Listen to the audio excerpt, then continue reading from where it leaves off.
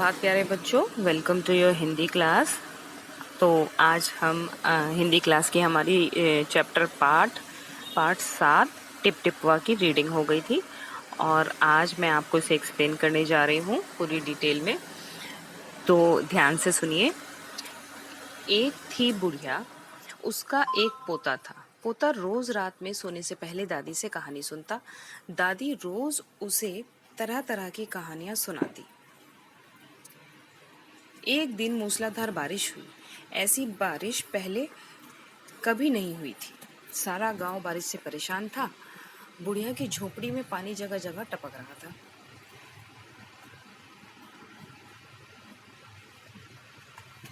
Tip tip tip tip. इस बात से बेखबर पोता दादी की गोद में लेटा कहानी सुनने के लिए मचल रहा था। बुढ़िया खींच कर बोली, अरे बचवा, का कहानी सुनाऊं? ई टिप टिपवा से जान बचे तब ना। मतलब जब वो एक बुढ़िया थी, ये तो आपको पता चल गया, उसका एक पोता था। पोता यानी कि जो दादी है, मतलब उसकी दादी थी वो। तो दादी पोता थे दोनों। तो वो पोते की आदत थी कि वो रोज रात को अपनी दादी से स्टोरी सुना करता था। तो वो उस दिन भी जिद कर रहा था, लेकिन वो उस दिन इतनी बारिश हो रही थी कि दादी परेशान थी उस बारिश की वजह से। क्यों परेशान थी? क्योंकि जो उनकी छत थी वो टपकती थी। बारिश में टपकना मतलब उसमें से पानी गिरता रहता था नीचे, पानी में बैठे हुए भी। ठीक है। तो इसी इसी चक्कर से वो परेशान थी, इसी परेशानी में। और पोता जो था वो जिद करे जा रहा था कि मुझे तो स्टोरी सुननी है। तो इसमें लिखा बुढ़िया खींच कर बोली, यानी कि वो दादी जो थी वो खींच कर बोली। खींच कर होता है चिढ़ कर। चिढ़ गई वो जो बार बार जिद कर रहा था। वो तो पहले ही परेशान थी उस पानी, टपकते हुए पानी की वजह से। तो खींच कर उन्होंने कहा, अरे मैं सुना तो दूं, पर इस टिप टिपवा से छुट्टी मिले तभी तो। वो टिप टिपवा किसे कह रही थी? जो पानी टपक रहा है टिप टिप करके, उसे कह रही थी कि उसको बोल रही थी कि इस टिप टिपवा से जान बचे तो मैं आगे तुझे कहानी सुनाऊं। पोता उठकर बैठ गया। उसने पूछा, दादी ये टिप टिपवा कौन है? टिप टिपवा क्या शेर बाघ से भी बड़ा होता है? उसने कहा, अरे दादी तुम टिप टिपवा से परेशान हो रही हो, ये चीज क्या है? क्या ये शेर से भी बड़ा है, बाघ से भी बड़ा है, चीते से भी बड़ा है, जो तुम इतना परेशान हो रही हो? दादी छत से टपकते हुए पानी की तरफ देखकर बोली, हाँ बचवा, न शेरवा के डर न बगवा के डर, डर ते डर टिप टिपवा के डर। मतलब वो दादी कहती है कि ना तो मुझे शेर से डर लगता है ना बाघ से डर लगता है। डर लगता है तो बस टिप टिपवा से डर लगता है। वो उनकी लैंग्वेज है अपनी, तो इसलिए उन्होंने इस तरीके से बोला। जो गांव में थोड़ा लैंग्वेज अलग होती है। आगे वो कहते हैं, संयोग से मुसीबत का मारा एक बाघ बारिश से बचने के लिए झोपड़ी के पीछे बैठा था। बेचारा बाघ बारिश से घबराया हुआ था। बुढ़िया की बात सुनते ही वह और डर गया। तो क्या हुआ? संयोग से यानी भाग्य से वो उस टाइम जो मुसीबत से बचने के लिए जो एक बाघ था, एक बाघ होता है, वो बाघ उस झोपड़ी के पीछे बैठा हुआ था बारिश से बचने के लिए। बारिश पड़ रही थी तो उसने सोचा थोड़ी देर यहाँ शेड में बैठ जाऊं। तो जब वो बैठा तो उसने ये बात सुन ली। अब तो वो सोचता है, उसकी बात सुन के वो और डर गया कि अरे ये तो बाघ से भी बड़ी चीज है, ये क्या चीज है, ये तो मैंने कभी नहीं सुनी। अब यह वो फिर कहता है कि अब यह टिप टिपवा कौन है, कौन सी बला है? बला मतलब मुसीबत। अब ये टिप टिपवा कौन सी मुसीबत है? जरूर यह कोई बड़ा जानवर है, तभी तो बुढ़िया शेर बाघ से ज्यादा टिप टिपवा से डरती है। इससे पहले कि बाहर आकर वह मुझ पर हमला करे, मुझे ही यहाँ से भाग जाना चाहिए। तो उसने कहा कि बाघ ने सोचा कि ये तो कोई मुझसे भी बड़ा जानवर है शायद, तो इससे पहले वो मुझ पर अटैक करे तो इससे अच्छा है कि मैं ही यहाँ से भाग जाऊं। बाघ ने ऐसा सोचा और झटपट वहां से दुम दबाकर भाग चला। तो बस फिर क्या था? फिर तो वो फटाफट वहां से भाग खड़ा हुआ। उसी गांव में एक धोबी रहता था। वह भी बारिश से परेशान था। आज सुबह से उसका गधा गायब था। सारे दिन वह बारिश में भीगता रहा और जगह जगह गधे को ढूंढता रहा, लेकिन वह कहीं नहीं मिला। तो जो उसी गांव में एक धोबी भी रहता था। ये बुढ़िया का किस्सा तो खत्म हो गया, अब धोबी का किस्सा स्टार्ट हुआ है। उसी गांव में धोबी रहता था। तो धोबी जो था वो बहुत परेशान था। परेशान क्यों था? क्योंकि उसका जो गधा था वो खो गया था। एक तो बारिश हो रही थी सुबह से, ऊपर से उसका गधा नहीं मिल रहा था। तो फिर वो सारा दिन उसे भीगता रहा, बारिश में ढूंढता रहा, लेकिन वो उसे नहीं मिला। वो बहुत ज़्यादा परेशान था। धोबी की पत्नी ने कहा कि जाकर गांव के पंडित जी से क्यों नहीं पूछते, वो बड़े ज्ञानी हैं, आगे पीछे सबके हाल हाल की उन्हें खबर रहती है। तो उन्होंने कहा, अरे एक काम करो। उसकी पत्नी ने कहा कि जाकर ना पंडित जी से पूछो, उन्हें पता होगा, क्योंकि उन्हें सबकी खबर रहती है। वो तो ज्ञानी हैं, ज्ञानी होते हैं मतलब जिन्हें सब कुछ पता होता है। तो कि वो तो बहुत बड़े ज्ञानी हैं, उन्हें तो सब कुछ पता है, तो उन्हें पता होगा ज़रूर हमारा गधा कहाँ गया है। तो ऐसा थोड़ी होता है, वो पंडित जी कोई गधा ढूंढने के लिए थोड़ी बैठेंगे। चलिए नेक्स्ट नेक्स्ट पेज टर्न करते हैं। आगे पत्नी की बात धोबी को जच गई यानी पसंद आई, उसको अच्छी लगी उसकी बात, तो उसने झटपट मान ली। अपना मोटा लठ उठाकर वह पंडित जी के घर की तरफ चल पड़ा। उसने देखा कि पंडित जी घर में जमा बारिश का पानी उलीच उलीच कर फेंक रहे हैं। उलीच उलीच के मतलब उठा उठा कर फेंक रहे हैं, बाहर बर्तन में भर भर के बाहर की तरफ फेंक रहे हैं। धोबी ने बेसब्री से पूछा, महाराज मेरा गधा सुबह से नहीं मिल रहा, जरा पोथी बाँच कर बताइए तो वह कहाँ है। अब पोथी बाँचना मतलब जो वो उनकी जन पत्री वगैरह होती हैं वो सब देखकर तो उन्हें कहा कि अरे जरा मुझे बताइए तो कि मेरा गधा गया कहाँ। तो अब पंडित जी को तो गुस्सा आना ही था। अब डेफिनेटली पंडित जी गधा ढूंढने के काम के लिए थोड़े होते हैं। अब वो क्या उसकी पत्री देखकर बताएंगे कि वो कहाँ गया होगा। तो एक तो सुबह से पानी उलीचते उलीचते पंडित जी थक गए थे।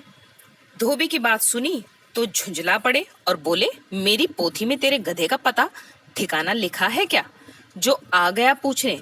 अरे जाकर ढूंढ उसे किसी गढ़ई पोखर में। गढ़ई पोखर होता है जो गड्ढे वगैरह बन जाते हैं जहाँ पानी इकट्ठा होता रहता है, फिर कीचड़ हो जाता है, पानी इकट्ठा होता रहता है। तो इस तरीके के जो गड्ढे होते हैं वो गढ़ई पोखर कहते हैं उन्हें। तो पंडित जी झुंझला उठे। झुंझला का मतलब कि गुस्सा आ गया उन्हें, पूरा परेशान हो गए। तो पूरा चिल्लाकर बोले कि मतलब पोथी में क्या मैं तेरा गधा ढूंढ के दूंगा, गधे की पत्री ढूंढूंगा क्या, उसमें तेरा गधे का एड्रेस लिखा हुआ है कि वो कहाँ पर है। मुझे नहीं पता वो कहाँ पर है, जाकर खुद ढूंढ ले, किसी गड्ढे में पड़ा होगा। आगे आगे क्या होता है। और पंडित जी लगे फिर पानी उलीचने। बस इतना कहकर पंडित जी दोबारा अपना पानी निकालने लग गए। धोबी वहां से चल दिया। चलते चलते वह एक तालाब के पास पहुंचा। तालाब के किनारे ऊंची ऊंची घास उग रही थी। धोबी घास में गधे को ढूंढने लगा। अब घास को थोड़ा ऊंची थी, बहुत लंबी लंबी घास हो रही थी, तो इसलिए उसको इतना दिखा नहीं धोबी को। वो ढूंढने लगा उसमें कि कहीं यहीं तो नहीं बैठा हुआ है घास में। धोबी घास में गधे को ढूंढने लगा। किस्मत का मारा बेचारा बाघ टिपटिपवा से डर से वहीं घास में छिपा बैठा था। और वहां कौन मिला उसे, वहां मिला उसे बाघ, जो बुढ़िया के घर से भाग के आया था टिपटिपवा के डर की वजह से। ठीक है। धोबी को लगा कि बाघ ही उसका गधा है। अब अंधेरा हो रहा था, रात हो रही थी, तो अंधेरे में उसको लगा कि ये बाघ ही मेरा गधा है, ये मेरा गधा ही है। उसने आंव देखा न ताव और लगा बाघ पर मोटा लठ बरसाने। उसे गुस्सा तो आ ही रहा था क्योंकि वो सुबह से उसको ढूंढ रहा था। तो उसको लगा कि जब ये मेरा गधा है, तो उसने कुछ सोचा ना समझा, बस फटाफट उस पे जो उसके हाथ में मोटा सा डंडा था वो उससे उसको पीटना शुरू कर दिया। बेचारा बाघ इस अचानक हमले से एकदम घबरा गया। नेक्स्ट, बाघ ने मन ही मन सोचा, लगता है यही टिपटिपवा है, आखिर इसने मुझे ढूंढ ही लिया। अब अपनी जान बचानी है तो यह जो कहे चुपचाप करते जाओ। तो अब उसको तो डर बैठा हुआ था बाघ को कि कोई टिपटिपवा है जो मुझसे भी ज्यादा ताकतवर है। बुढ़िया की बात सुन के उसको डर लग गया था। तो जब उस पर एकदम से अचानक से हमला हुआ उस लठ से, तो उसने सोचा कि शायद यही है वो टिपटिपवा जो मुझे भी मार रहा है। तो उसने सोचा कि अगर जान बचानी है तो चुपचाप जो ये कहे करते चले जाओ। आगे, आज तूने बहुत परेशान किया है, मार मार कर मैं तेरा कचूमर निकाल दूंगा। ऐसा कहकर धोबी ने बाघ का कान पकड़ा और उसे खींचता हुआ घर की तरफ चल दिया। बाघ बिना चू चपड़ किए भीगी बिल्ली बना धोबी के पीछे पीछे चल दिया। अब उसने सोच ही लिया था कि जो भी ये कहेगा मैं चुपचाप कर दूंगा, नहीं तो ये तो मुझे मार देगा। तो धोबी ने उसका कान पकड़ा, क्योंकि वो तो उसे गधा समझ रहा था, वो तो उसको तो पता ही नहीं था कि ये बाघ है, नहीं तो वो खुद ही डर जाता। तो वो तो उसको गधा समझ के ट्रीट कर रहा था, तो उसका कान पकड़ा और कान पकड़ के अपने घर की तरफ खींचता चला गया। और बाघ भी बेचारा क्योंकि डरा हुआ था टिप टिपवा के डर से, तो वो चुपचाप उसके पीछे पीछे चल दिया। घर पहुंचकर धोबी ने बाघ को खूंटे से बांध दिया और सो गया। गुस्से में आके उसने बस उसे खूंटे से बांधा और सो गया अंदर जाके। सुबह जब गांव वालों ने धोबी के घर के बाहर खूंटे से एक बाघ को बंधे देखा तो उनकी आंखें खुली की खुली रह गई। और जब सुबह हुई तो सब जो गांव में उठ रहे थे, बाहर चल रहे थे, उन्होंने देखा, अरे ये क्या, धोबी के घर के बाहर बाघ बंधा हुआ है। तो सब बहुत हैरान हो गए कि ये क्या हुआ। तो ये आपकी स्टोरी थी।